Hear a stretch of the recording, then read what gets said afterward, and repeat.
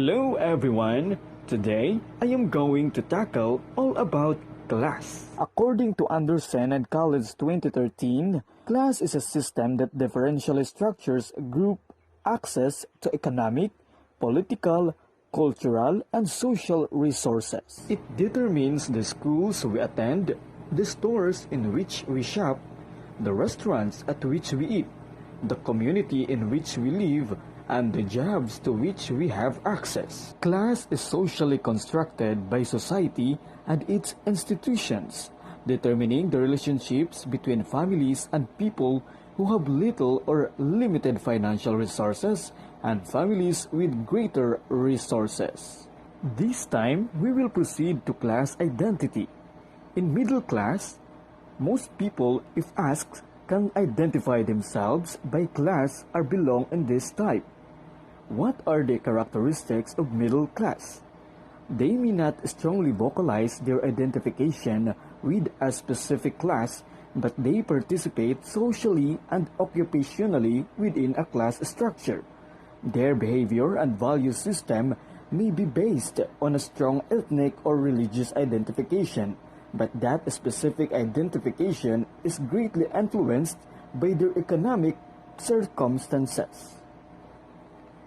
What about the working class? Working class are the socio-economic group consisting of people who are employed in manual or industrial work. They are individuals in the labor force who do not have bachelor's degrees. This includes high school dropouts, high school graduates, people with some college and associate's degree holders.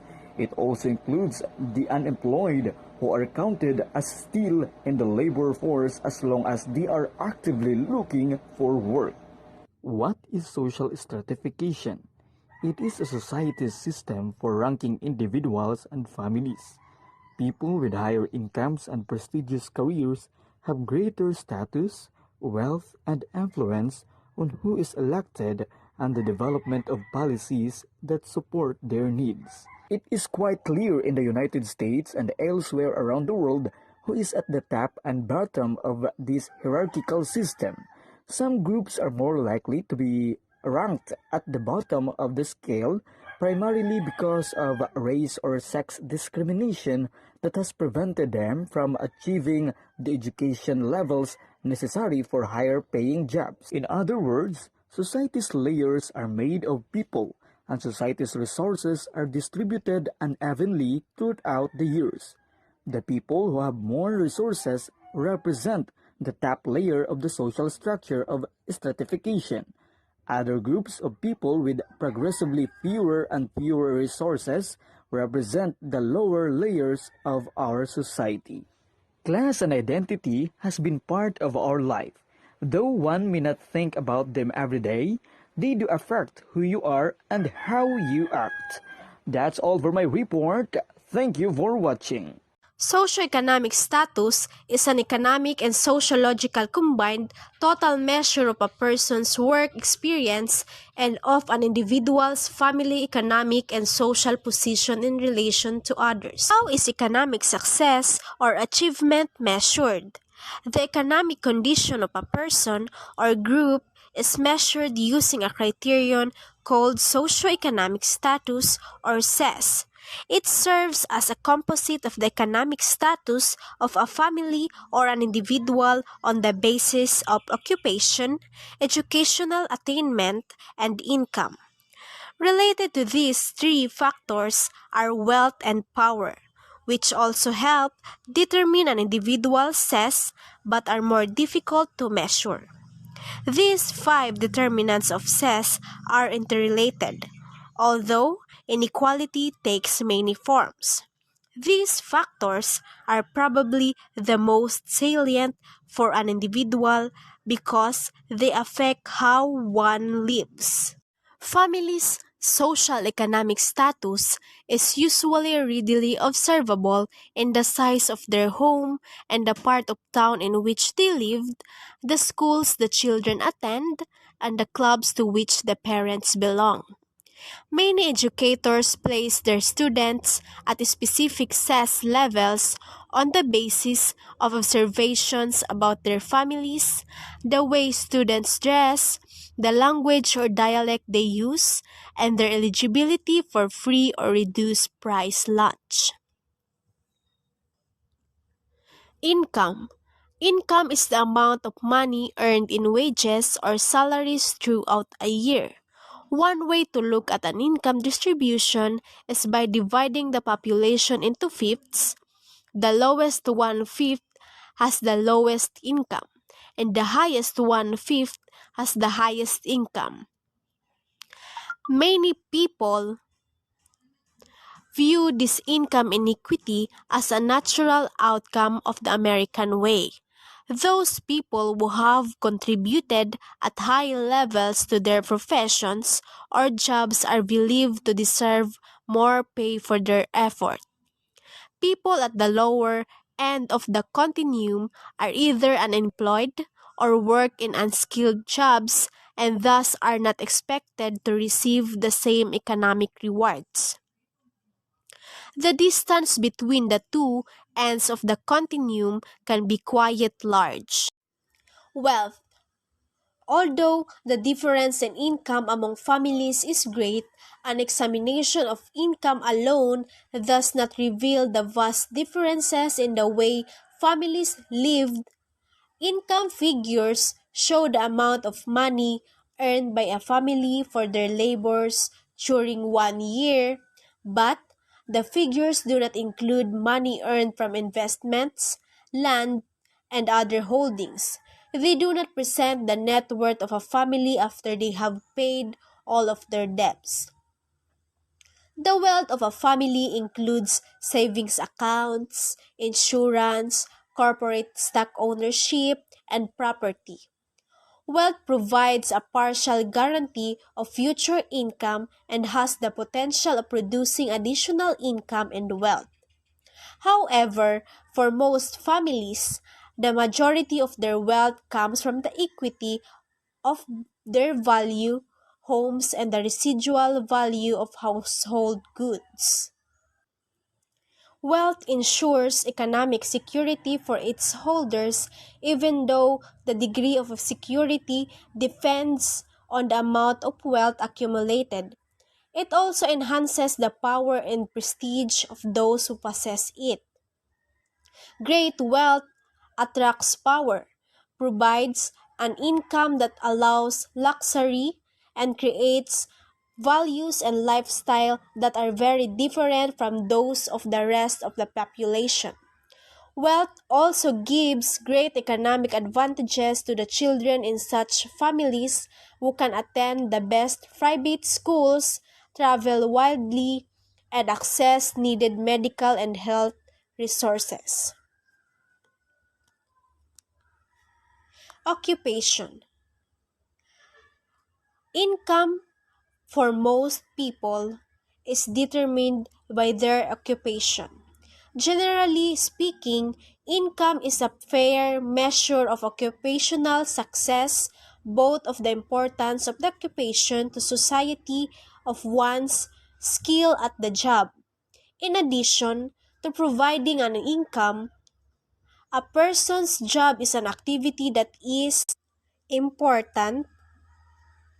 Individuals who are unemployed often are stigmatized as non-contributing members of society who cannot care of themselves.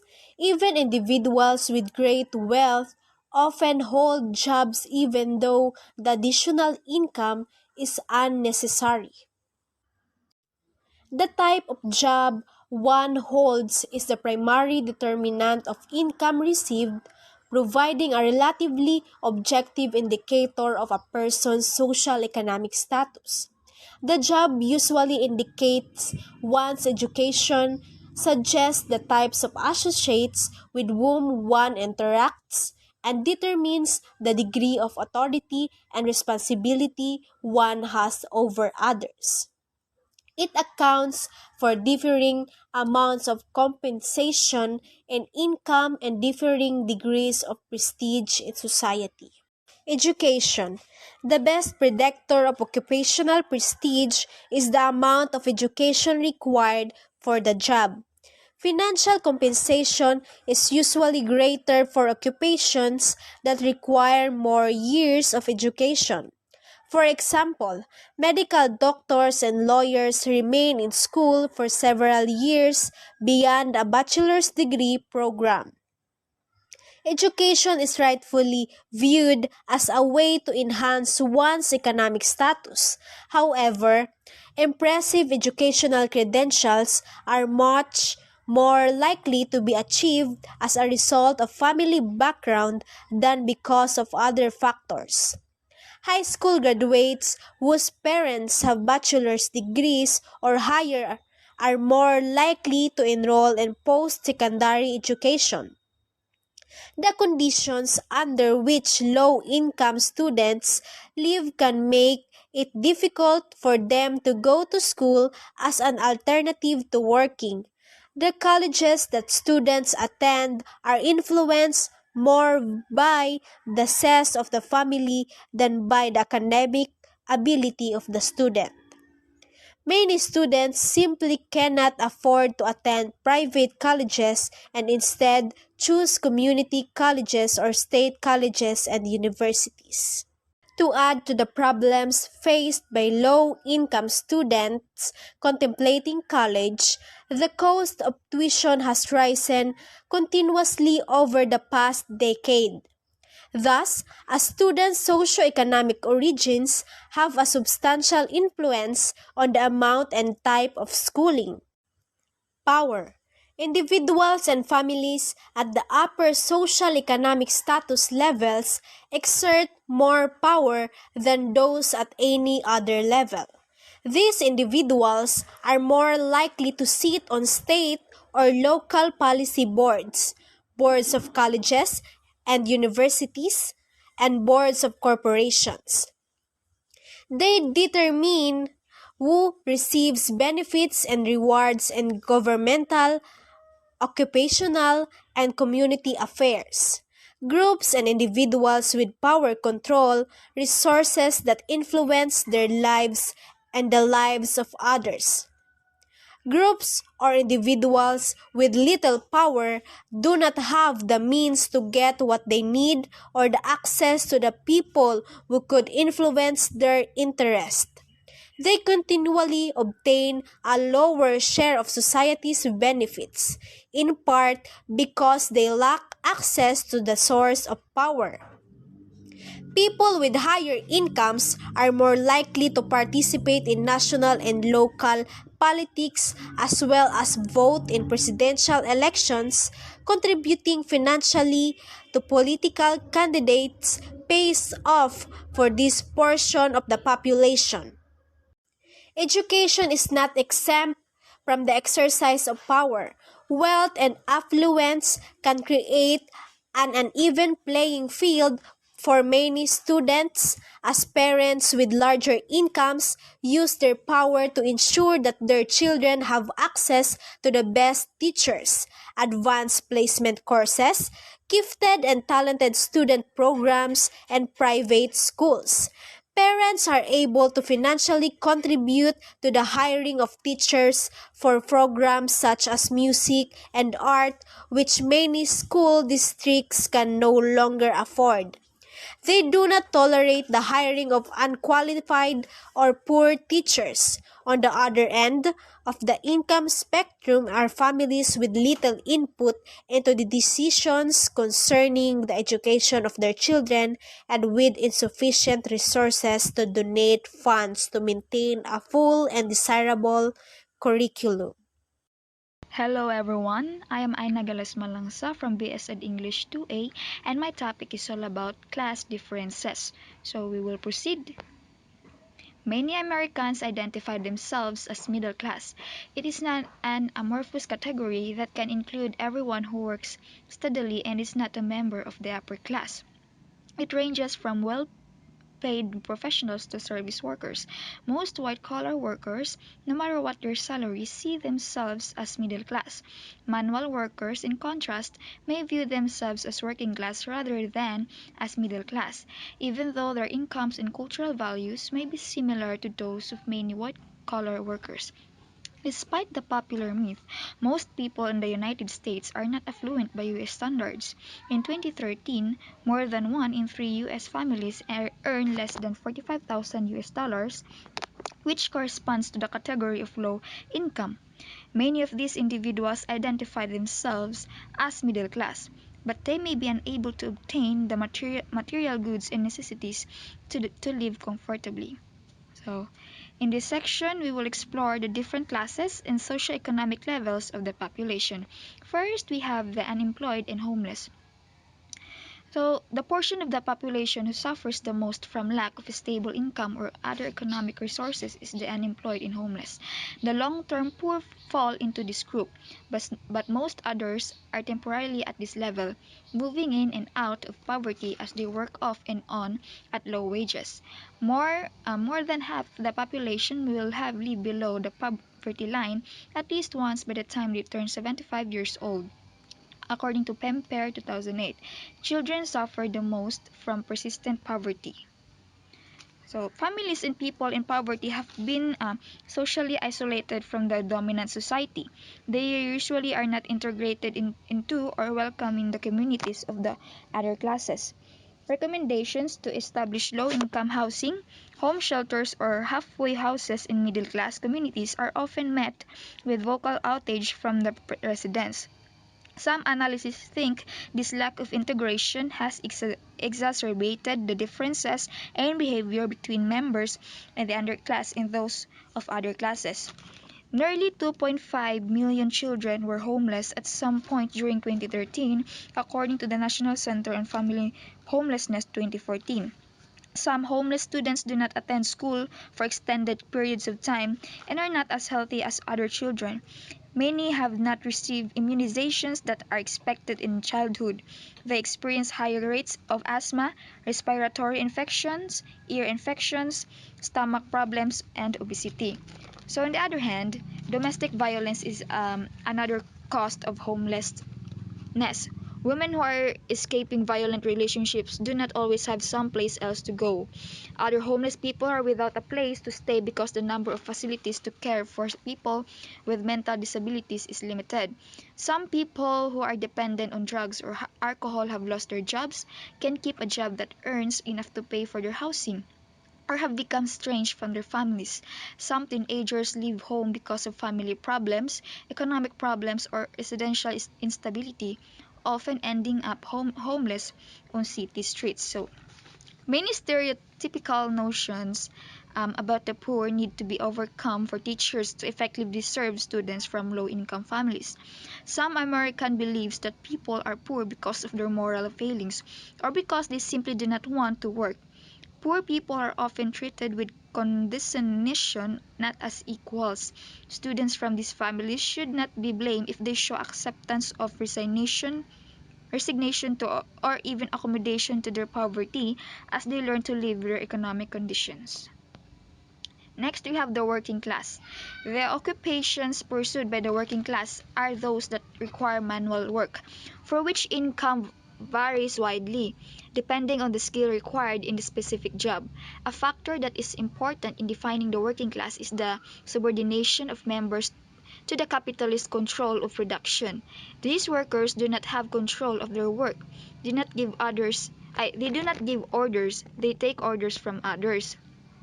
The income of these workers varied in 2013 from a median weekly wage of $366 in food services to $797 for installation, maintenance, and repair occupation, which provide different standards of living. Although the income of the working class is equal to and sometimes higher than that of white-collar workers, these workers generally have less job security. So talking about blue-collar workers, they are engaged primarily in manual work that is routine and mechanical. The level of education required for most of these jobs is not high as for white-collar jobs, which are not mechanical and are less routine. They are generally hard workers who are performing important work for society. They want to have financially stable lives as everyone else does, and they do hope that their children will have a better life than their own. Work is more sporadic and unemployment or unpredictable, affected by the economy. Jobs are uncertain because of displacement as a result of technology or being moved to other countries. Fringe benefits available to these workers are often not as good as those offered to other workers. Vacation time is usually less, health insurance more typically unavailable from the employer, and working conditions dangerous. The middle class. Okay, we will proceed to the middle class. The incomes of Americans who consider themselves middle class vary greatly. The middle class includes members of the working class, managers, and professionals who do not see themselves as either poor or rich. It includes families from all ethnic and racial groups, and both immigrant and native families. Moving into the middle class and maintaining that status often requires two-wage earners. Over 30 years ago, sociologists were warning that the middle class was beginning to disappear. At that time, blue collar workers were losing their manufacturing jobs. Many of the replacement jobs paid lower wages, making it difficult to maintain their lifestyles. So today's middle class families face stagnant salaries. They are being forced to pay more of their health insurance and retirement funding than in the past, according to Hacker and Pearson in 2010. For the purpose of this, families are classified as middle class if they fall in the third or fourth quintile of income earners in the country, which includes 40% of the population. The income range is $40,188 to $105 U.S. Census Bureau of 2014, which leads to different lifestyle as the two ends of the continuum. Although some members of the middle class have comfortable incomes, many have virtually no wealth. Many live from paycheck to paycheck with little cushion against the loss of earning power through catastrophe, recession, layoff, wage cuts, or old age. Some fall into poverty for their brief periods over their life cycle. And now we will proceed to the upper middle class. Professionals, managers, and administrators are the elite of the middle class. They represent the status that many upwardly mobile families are trying to reach. Their income level allows them to lead lives that are, in many cases, quite different from those of white collar and blue collar workers. They are the group that seems to have benefited most from the nation's economic growth. Although they are at a level far below the upper class, the upper middle class are the affluent member of the middle class. The professionals who best fit this category are those who must earn professional or advanced degrees and credentials to practice their professions. Almost 2 in 5 workers have a professional or related job. Judges, lawyers, architects, physicians, professors, teachers, computer programmers, and scientists are the professionals. The income and opportunities to accumulate wealth are higher for this group compared with other members of the middle class because they have enough money to invest and earn additional income. The occupations of the people in this group play a central role in their lives, often determining their friends as well as their business and professional associates. Their jobs allow autonomy and a great amount of self direction.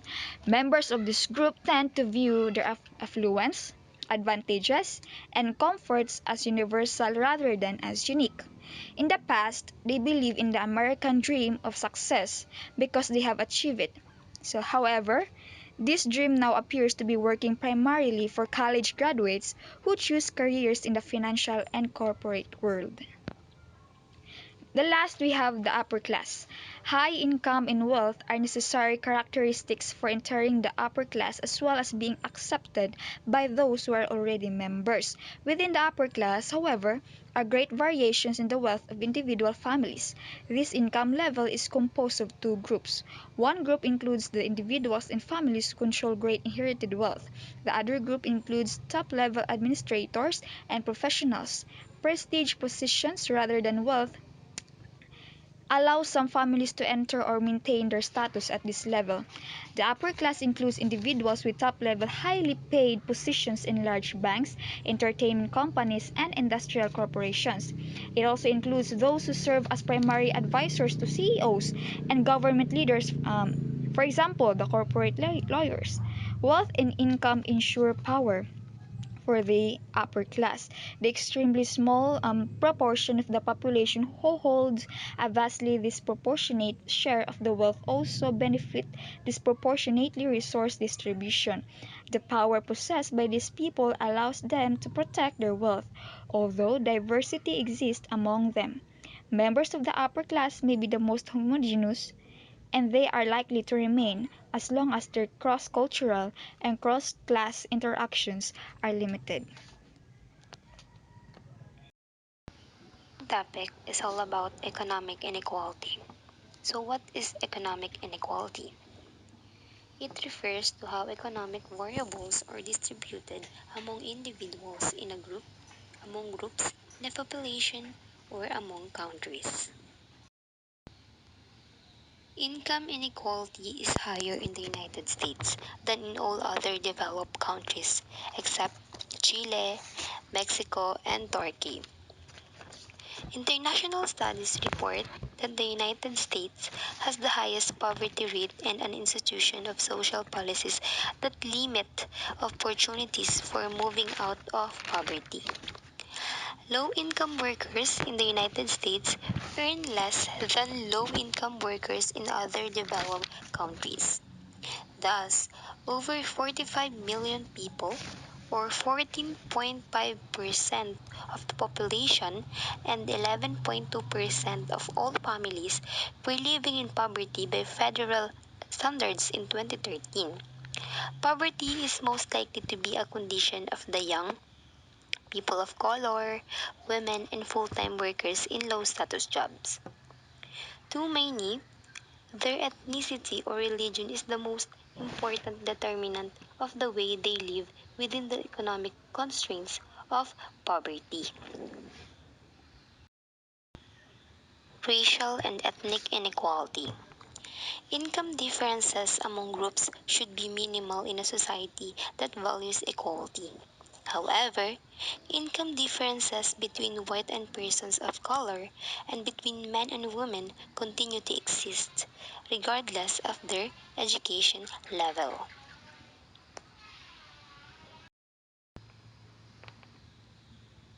In 2013, African American families earned 57% of the median income of white families, Hispanics 58%, and Asian American and Pacific Islander families 106%. One of the reasons for these differences is that people of color are more likely to be concentrated in high-paying jobs, as shown in Figure 3.8. The percentage of African Americans in the higher paying and higher status jobs is much lower than for whites. Thus, Americans and Hispanics are heavily overrepresented in the semi-skilled and unskilled positions. Although more whites than any other group are in poverty, the percentage of whites in poverty is smaller compared with other groups except for Asian Americans. Of the white, non-Hispanic population, 10% fall below the poverty level, compared with 27% of African Americans, 24% Latinos, and 11% of Asian Americans. In 2013, 7% of the white and 5% of the Asian American population were unemployed compared with 13% of African Americans, 13% of American Indians and Alaska Natives, 10% of Native Hawaiian and other Pacific Islanders, and 9% of Hispanics. Thus, their educational attainments have narrowed the formerly enormous gap between blacks and whites with regard to completion of high school. median number of school years completed and to a lesser degree, standardized test scores, and prevalence of college attendance.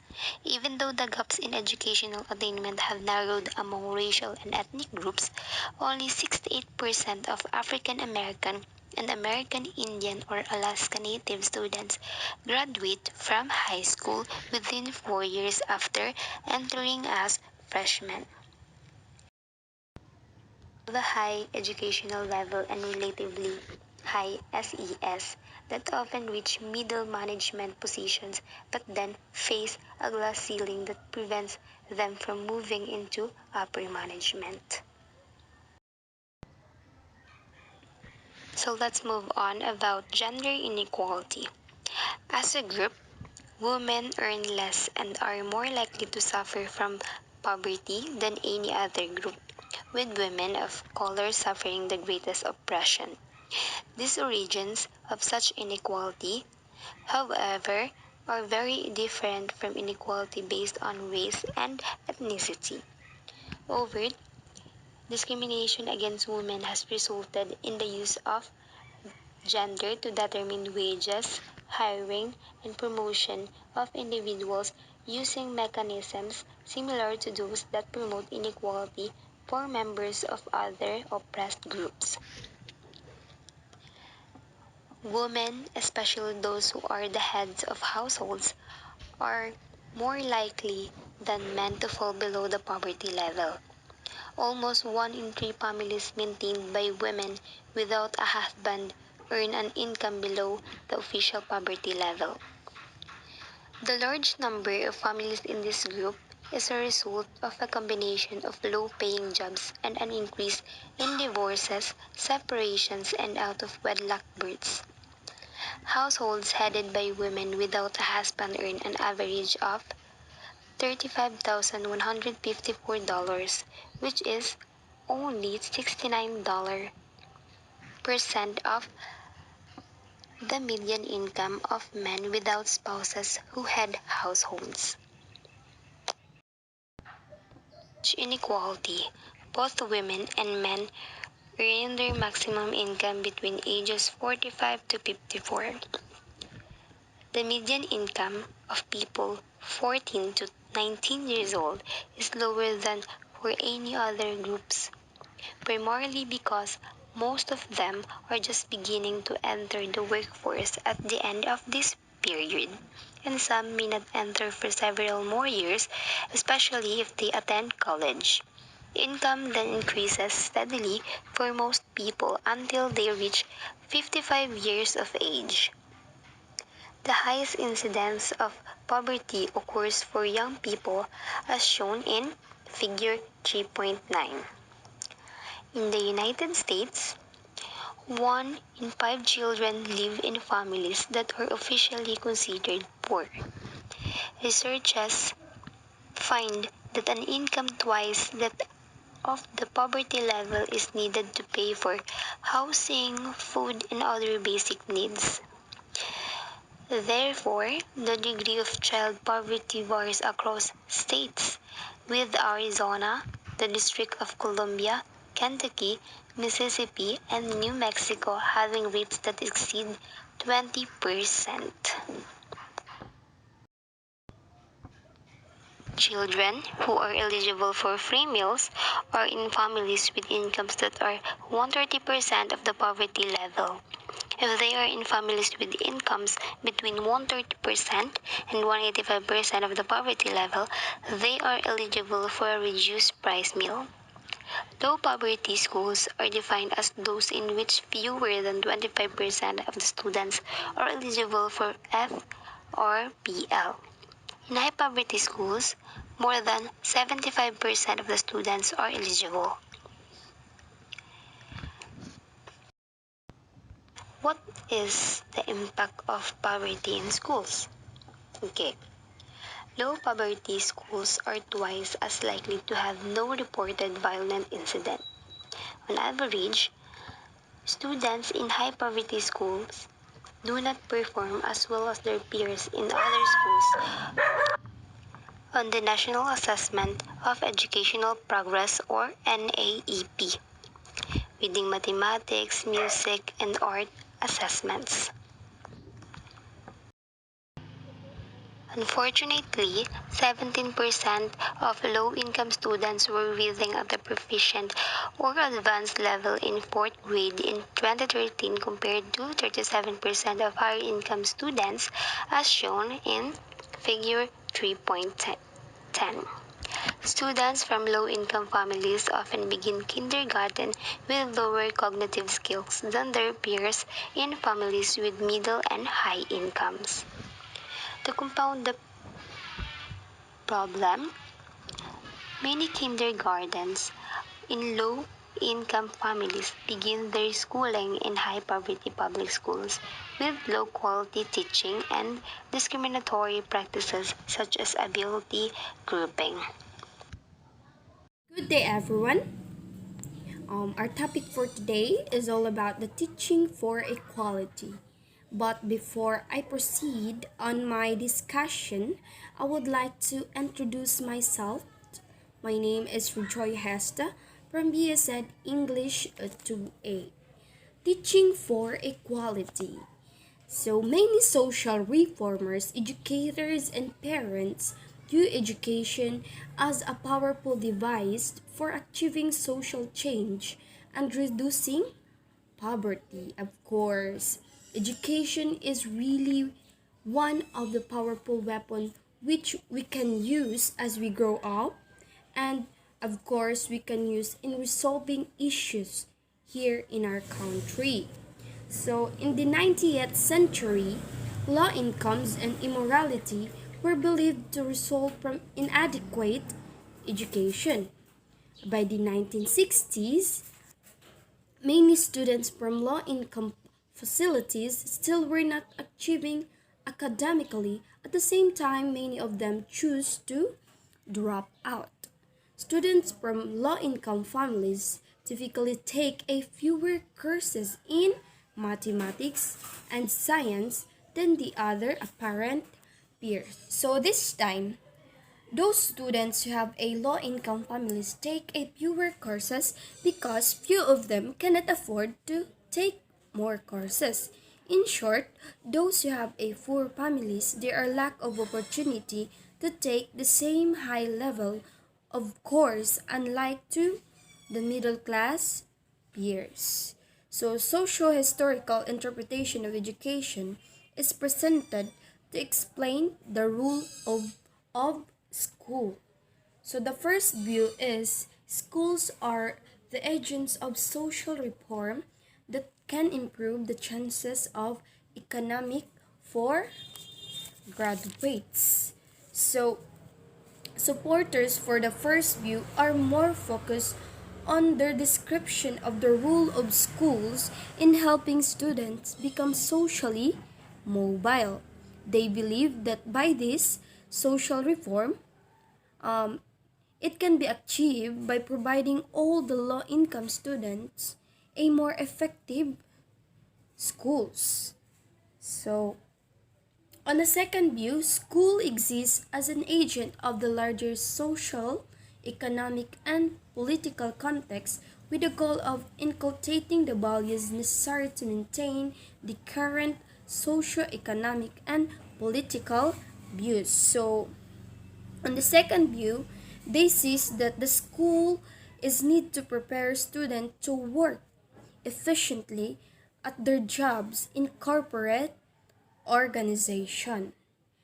So let's now proceed to the four areas that influence inequities in schools. So when we say inequities, what ideas that comes in your mind? So when we say inequities, it is means a injustifiable movements. So the first areas of that influence inequities in schools is the teacher expectations. Ethnographic studies of schools shows how students are being classified, segregated, and taught differently starting with their first day. So starting on our first day of our school, actually in kindergarten, we are classified or segregated. And so now let's find out what would be the explanation why the children are being segregated or classified. Okay, now let's proceed to self-fulfilling prophecy or the Pygmalion effect. So this was called as the phenomenon on how the student behaved in a teacher's expectations. Means the teacher expectation of their students have a strong effect on the students' performance. So if a teacher increase their expectation of their students' performance, so this will result a better student performance, right? So let's read the situation. The kindergarten teacher who divides her class into 3 reading and mathematics group by the third week of has limited knowledge about the academic facilities of the students. That often the groups are organized according to non-academic factors. Students in the highest group may be dressed in clean clothes that are relatively new and tidy, interact well with the teacher, and other students are quite verbal and use a standard English. Students in the lower 2 groupings may be poorly dressed and the English language learners. Their families may appear to be less stable than those students in the highest group. So, if the teacher wants to spend time with the students in the lower group to ensure that they develop the language and reality skills, they will be successful in the first grade, right? But the problem is that few of the teachers don't expect that the students who are in a lower group will perform um, excellently or academically at the end of the year. Therefore, the result would be the students in the highest group continue to perform better and behave in a more acceptable manner than the students in the other 2 groups.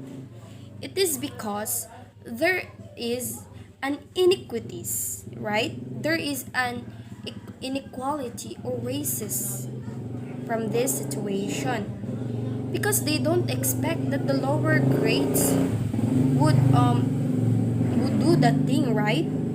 So it is because they are more focused on the high or the middle class students. So when the teachers make such judgment about the students that their teacher is preventing the learner's investment from having a unequal opportunity for academic achievement. So this action is what we call congruent, right? Congruent with the democratic beliefs that all students should be provided an equal educational opportunities. So here's the question. How can the development of negative and harmful expectation for students be presented? So how can the development of negative and harmful expectation for students be presented? Of course, as an educators, you should select approaches that would suit for the most gifted students. Educators should see students equally and must control his or her expectation nor the standard. Educator must see her or his student as an individual rather than a member of a specific socio-economic group. And most of all, must overcome the classism inside the classroom. Let's proceed to tracking. So students into different group or classes based on their intellectual abilities in a common practice. So tracking is an area in which the class matters. High ability appears to more related to race and class than to intellectual potential. Students whose families are already privileged is benefit the most from tracking.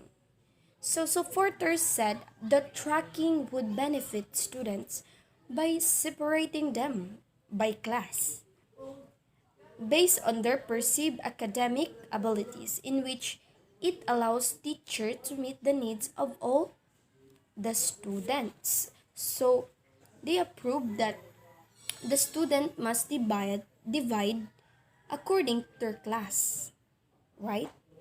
Yet there are critics who disagree on this. Why? Because tracking the students and homogeneous grouping based on the ability is discriminatory and prevents students from developing their intellectual and social potential, right? It is really a discrimination when you are going to divide the students according to their class. Tracking is really based on the classification of each individual. Actually, those students who are in a high standard level will benefit most in tracking, whereas those students who are just gifted, who are just intellectually gifted, are challenged by their courses or challenged by the teachers. So that is really sad. Let's proceed to curriculum equality. The curriculum should reflect the class structures and inequities that exist in the United States. So this curriculum is existed in United States. The existence of nearly half of the population is not validated in the curricula of the most schools. So curricula and textbooks usually focus on the values and experience of a middle-class society. So they highlight the heroes of our capitalist and political system, who were primarily white males from economically privileged families. They usually ignore the history and the heroes of the labor struggles in this country. Middle class which resisted and endured under great odds to improve their conditions. Actually, there are more focus on the high privileged families. They forgot or ignored the history and the heroes of the labor struggles in that country or in United States. So as an educators, we should recognize that the value of the community informal education. So students need to see some of their own cultural experience being put on the curriculum. They need to see ordinary working people depicted as the values members of the society. And it is because students never see their communities on the activities, films, books that being used in the class. So there is a tendency that their motivational and their acceptance may be limited, right? So all students, no matter what their socio-cultural status, should be helped in informing or elevating their cultural status and their positive concept. So now let's proceed to the school funding. So in nearly half of all states, affluent districts still receive more funding from the state and local government for their schools and students than the poorer district. But allocating an equal funding for every student does not guarantee that all students will have a rigorous educational experience. So school funding really an issue here. So this is a major problem of the most of the schools, right? But this problem is really direct to the students' achievement levels. School with a smaller budget, which often can offer a small classes.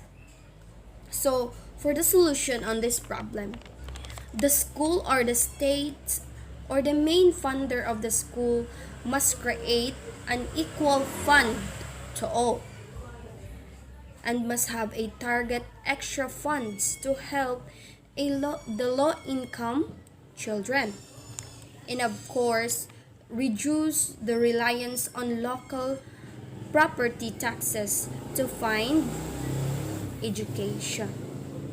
Lastly, it is really important to have an equity and equality in our society. It's because it helps all students develop the knowledge and skills they need to engage and become a productive members of our society.